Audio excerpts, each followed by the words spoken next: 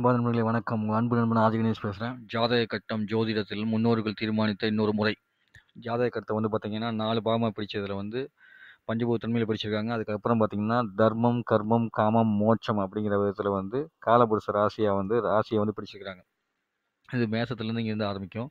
இந்த மேசத்துலேருந்து ஆரம்பிக்கிறதுல பார்த்தீங்கன்னா முதல்ல இருக்கக்கூடிய 4 கட்டத்தில் தர்மம், கர்மம், காமம், மோட்சம் வச்சு மறுபடியும் 4 கட்டம் தர்மம், காமம், கர்மம்ங்கிறது தான் இங்கே காமன் போட்டாங்க. கர்மம், காமம், மோட்சம், தர்மம், கர்மம், காமம், மோட்சம். இங்கே ஸ்பெல்லிங் மிஸ்டேக்காக இருக்குது. சரிங்களா? கர்மம்னு போடணும். நான் அப்படியே கூகுள்லேருந்து எடுத்து பண்ணதுனால போட்டுக்கிறேன். உங்களுக்கு தெளிவாக விளக்கம் கொடுக்குறேன்.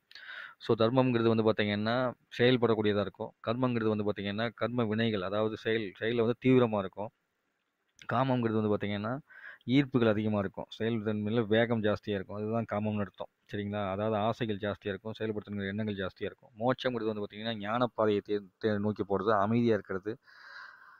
எதுலேயும் பார்த்தீங்கன்னா பிடிப்பு இல்லாமையும் பிடிப்போடையும் 2 விதமாக இருக்கக்கூடியதாக மோட்சம் இருக்கும். இப்படி 4 ராசிகளை பிரித்து நம்ம முன்னோர்கள் தீர்மானிச்சுக்கிறாங்க. அது போக பார்த்தீங்கன்னா ஒவ்வொரு ராசிக்கும் ஒரு கல் சொல்லுவாங்கல்ல, அந்த கல் பிரகாரம், அதாவது ஒவ்வொரு கிரகத்துக்கும் ராசி எங்கே நிற்கிது, என்ன நிற்கிதுன்னு பார்த்து அது கல் சொல்லுவாங்க. அந்த பிரகாரம் பார்த்தீங்கன்னா சூரியனுக்கு மாணிக்க கல். சரிங்களா? அதுக்கப்புறம் சூரியனுக்கு அடுத்து யார் இருக்கிறான்? சூரியனுக்கு அடுத்து செவ்வாய்க்கு அப்புறம் பார்த்தீங்கன்னா பவளக்கல். சரிங்களா? மாணிக்கம், பவளம். அதுக்கப்புறம் ராகு கோமேதகம், சனிக்கு நீலம், கேதுக்கு வைடூரியம், குருக்கு புஷ்பராகம், புதனுக்கு மரகதம், சுக்கிரனுக்கு வைரம், சந்திரனுக்கு முத்து. இப்படின்னு 9 கோள்களாக பிரித்து அந்த 9 கோள்களுக்கு பார்த்தீங்கன்னா ஒவ்வொரு கல் வச்சுருக்கிறாங்க. இது மாதிரி பிரபஞ்சத்தில் இந்த 9 கல் மட்டும்தான் மனுஷன் ஆட்டி படைக்கிறாங்க. இந்த 9 கல்களுக்கும் இந்த 9 கோள்களுக்கும் மனிதனுக்கும் பார்த்தீங்கன்னா ஈர்ப்பு சக்திகள் ஜாஸ்தியாக செயல்படும். அப்படி செயல்படுறதுனால இது இந்த 9 கோள்களை மட்டும் எடுத்துக்கிறாங்க. அதுலேயும் 2 கோள்கள் பார்த்தீங்கன்னா இந்த பிரபஞ்சத்தில் இருக்கக்கூடிய நிழல்கள் விழக்கூடிய பகுதி. சூரியனோடையதும் பூமியோட பகுதியிலையும் பார்த்தீங்கன்னா கிராஸ் பண்ணும்போது ஏற்படக்கூடிய நிழல், 2 நிழல். அந்த 2 நிழல்களும் அந்த பூமியில் வாழக்கூடிய மனிதனுக்கு ஏற்படக்கூடிய தாக்கத்தை வெளிப்படுத்துறது தான் ராகு, கேது அப்படிங்கிறது. அது 2மே கோள் கிடையாது, நிழல்கள். அந்த நிழல்கள் சூரியனுக்கும் பூமிக்கும் இடையில ஏற்படக்கூடிய நிழல். சரிங்களா? அந்த பக்கம் இந்த பக்கம் விழக்கூடிய நிழல்.